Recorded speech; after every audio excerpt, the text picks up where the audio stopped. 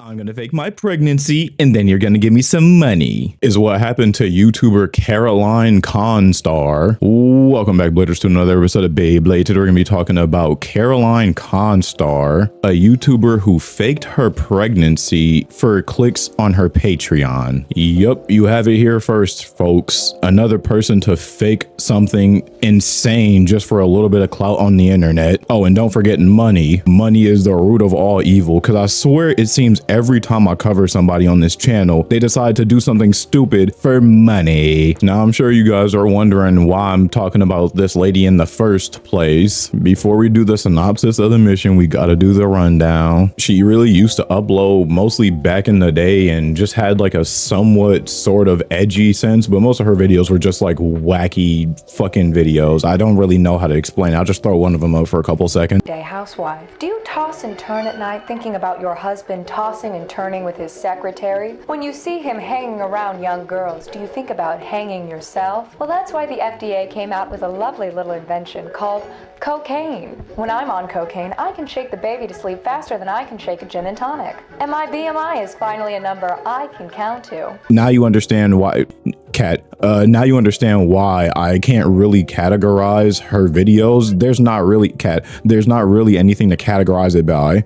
Now that we've got her lore situated, we can get into the synopsis of the mission. Like I said, Mrs. Caroline took a long break from YouTube, like a year-long break. And considering the type of content she uploaded and how frequently she uploaded, well, rather how infrequently she uploaded, no one really batted an eye, I would imagine. I know I sure as hell wouldn't, looking at her channel. She's got some uploads from like 5 years ago, then randomly like 4. So it seems like she doesn't upload very frequently. So this was just, I guess, another one of her hiatuses. But she ends up coming back about 2 weeks ago and uploads this video, I Have an Announcement. In the video, she's breaking down, crying, talking about how she doesn't know how she's gonna have a kid because she's so young, this, that, and the third. Be something, if not dead.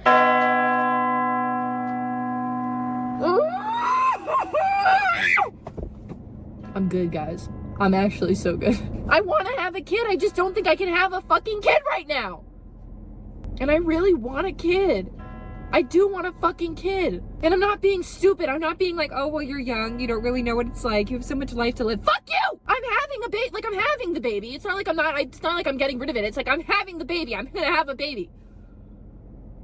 Which, I mean, is fair, obviously. Being like a young person with a kid isn't the most non-stress inducing thing I can think of, as in it's pretty fucking stressful, I imagine. She also mentions in the video, obviously, as always, there's clips, but she mentions that she has like, you know, fertility issues, which essentially just boils down to, if I have this kid, there's going to be some more problems in the future, or I might have, you know, troubles having this one kid. As far as I know, I'm no goddamn vaginaologist or anything, but I'm almost positive that's how that works. Shit going on with my uterus when I was 16, like I had surgeries just to get stuff removed, so like my fertility's always been kind of weird. I'm pregnant, and if there's any kind of like surgical intervention, I could really fuck up my fertility. Like I might not be able to have a kid again. And then the other thing is that if I have this kid, it's very likely that I won't be able to have another one.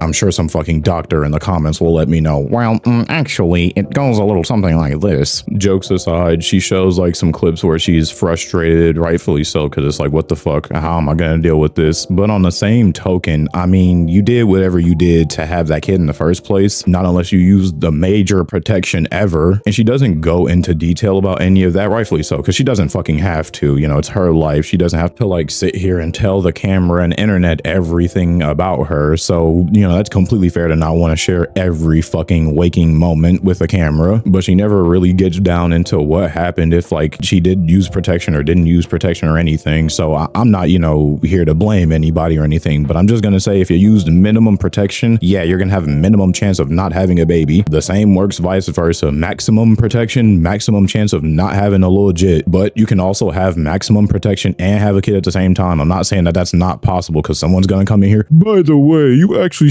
still can have a chance. It's very low, but like, obviously, come on, let's not just be stupid here. We all know that things can happen. All I'm saying is that depending on what she did to have this kid, you know, her reaction should be a bit different. That's all. That's just my personal take on her reaction to finding out that she's pregnant with a living, breathing, like, kid that she's going to produce one day. I just don't think you should be reacting like that. But fuck it. Like I said, I'm not a vaginologist. I have no clue how that feels. Another thing she tries to like shed light on is this weird thing that, oh, we have to commit to a job we don't like. We have to commit to this, that, and the third, and all these things that we hate. And I am figuring out what to do with my life.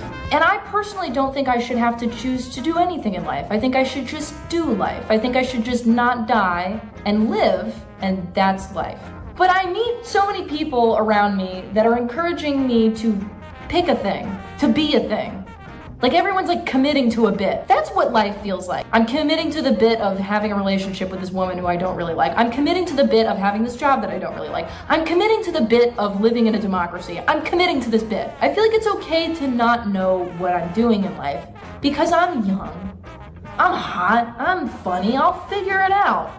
Life will go on, and I will, by default, be something. Is someone gonna tell her that you don't have to do anything you don't want to do? I thought that was pretty clear. Not unless she lives in like an Iraq bombed home or something. Maybe then you don't have as many rights, but I'm almost positive you don't have to really commit to anything. I mean, yeah, you still got to make money to, you know, live and survive, but you don't have to commit to like a traditional 9 to 5. Just go do something and earn money. She's sitting here acting like we're all entrapped in like some fucking coma where we just live this weird, wacky life that is just predestined. No. She's acting like Neji from Naruto, like we have one set destination, one set plan, like we can't deviate from any path ever. That couldn't be further from the truth. Do whatever the fuck you want, so long as you're able to survive and you're not bothering anybody. No one fucking cares. I don't really like these people that try to get really deep into genuinely fucking nothing. They talk about nothing for so long and they lose themselves in what the fuck they're talking about. Because I'm gonna be having a baby very soon. I slapped this video together just to let you all know where I've been for the past few months and where I'm gonna be in the coming months. And I really hope that I can take you on this journey with me. She's saying she slapped this video together to like let us know where she's been and everything, but you'll just find out very soon why that's, again, just couldn't be further from the truth. She didn't just slap this video together. But that was the first video that she uploaded, you know, fairly harmless enough. It was, you know, an insight to what she was going through. Yeah, she shared some valuable information with us, right? Then she uploads the video ever about 5 days ago. I lost the baby, ... Now, do y'all remember when I said she had like fertility issues and everything like earlier? Just keep her fertility issues in mind while we're watching this video.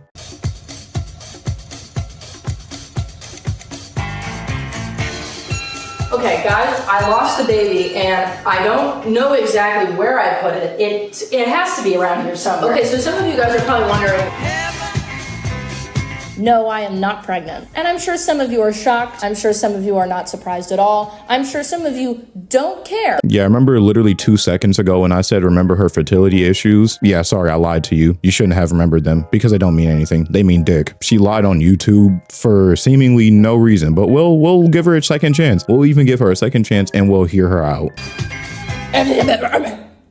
When you're a content creator, the line between entertainment and reality is very blurred. Your audience. Now she tries to pull a Josh VHS with these wacky noises talking about now, number one, I should honestly sue the fuck out of you for using my fucking line. Y'all know damn well that's my shit. She stole that from me and I should be taking her to court. But you know what? She's got enough problems on her hands as it is. Y'all know for a fact I'm one of the OG creators ever to start making wacky noises into the mic and then act like I didn't just say say some wacky shit. I'ma just let that slide. Is monetarily valuable to me. And unless you have some narcissistic tendencies, which a lot of us do, the experience of having a parasocial relationship with your audience can be very uncomfortable. I'll give you an example. When I was 15 and I first started making content, I had a lot of people threaten to rape me every day. And if you could imagine, this was not fun. And the problem with this, beyond the obvious, is that there's no meaningful way to respond to this interaction.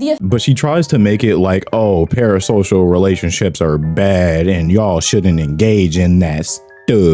And her whole point was that people grow just way too attached to these random people they see online, and how, you know, none of this is real. No one gets treated like human beings. And I really don't know what she's talking about. I'm gonna just be honest. Other than the part where she says she's been like harassed over emails and stuff like that because people have like messaged her weird, nasty shit. I mean, that's fair. Like, that's when you're genuinely just not being treated like a human. But just like people wanting to watch your content or being a little too, you know, obsessive over your content, so long as it's not like to the point where you're on some like BTS level shit where you die for those motherfuckers, like as long as it's not that bad, you know, I don't really see a problem in it. I don't really mind people having like a favorite content creator, like, oh, you know, I like to watch this person's content or whatever the fuck, so long as you don't make it dangerous, I guess. Like sending death threats like this, like so long as you don't send threats to people, I don't really give a fuck. Do whatever you want. Hang up posters, light a shrine, couldn't care less. Start doing hand signs from Naruto and casting demons. Just don't do that to me. You want to be seen,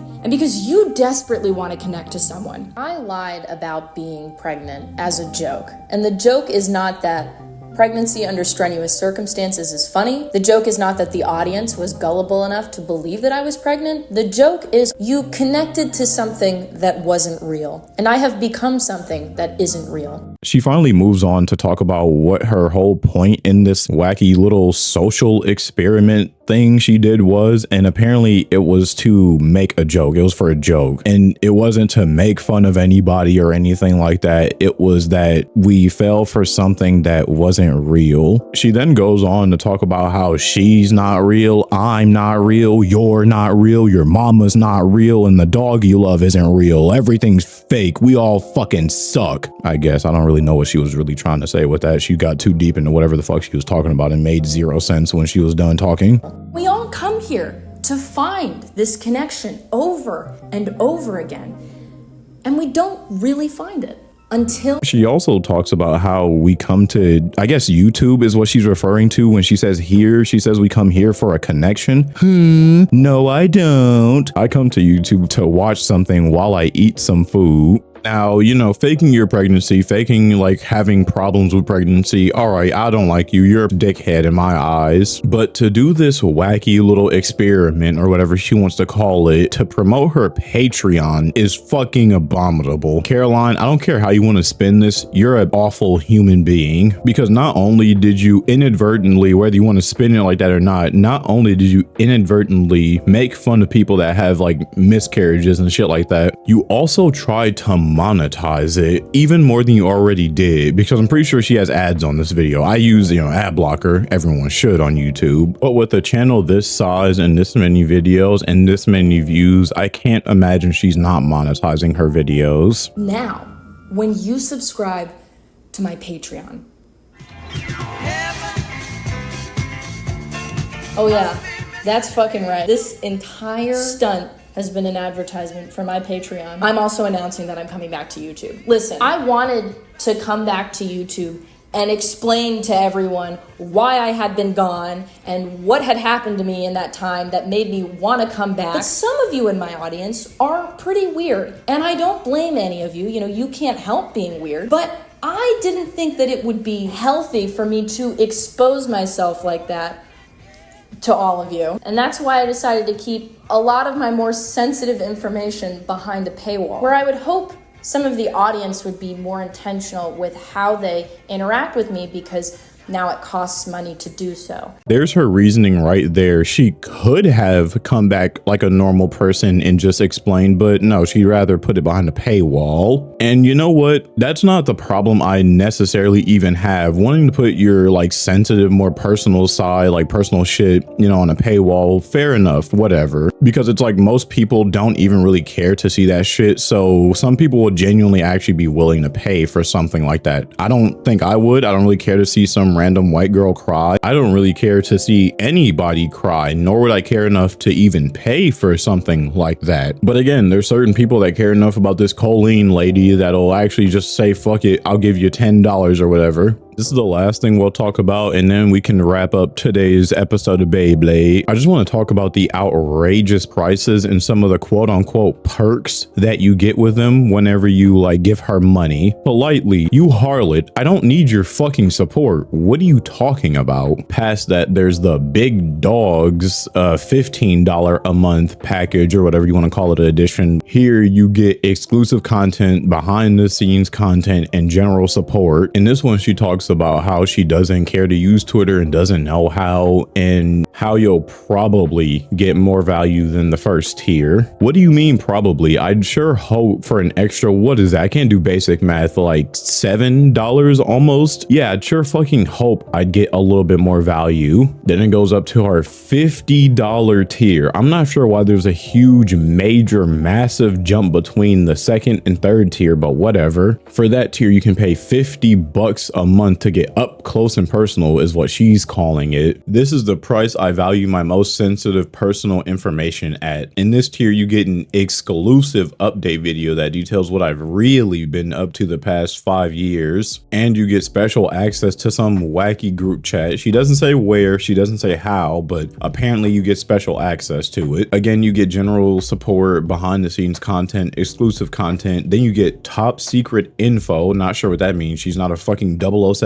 agent, but you also get live chat. Probably not even from her, but like with all the other people that for some reason paid $50 a month for this Colleen girl, or Caroline. I keep seeing her name and just instantly want to default to the violin or whatever girl, the Colleen Ballinger lady. Then there's the Big Dog fucking, well, unironically, yeah, but Big Dog fucking tier 4, $300 a month. And for this, you get extra special live chat for whatever reason, and life advice. Not sure why you would want life advice from her, and child support. And for that, she just says my definition of child support. Yeah, from someone who doesn't really seem to give a fuck about people and their children and how they feel about like miscarriages and stuff, I don't really think you should be trying to give out child support. That just about does it for this episode of Beyblade. If you guys want to stay tuned in, make sure to hit that big ass red button, the big ass subscribe button. Not much else to say on this lady. I don't really like Caroline, and she's pretty much put a sour taste in my mouth. Can't wait to see you bladers in the next episode though. Welcome back, alert. Welcome back, alert. Hey, welcome back to the special little outro. If you enjoyed the video, I assume you did, since you made it to the special little outro. If you liked the video, leave a like. If you disliked the video, don't ever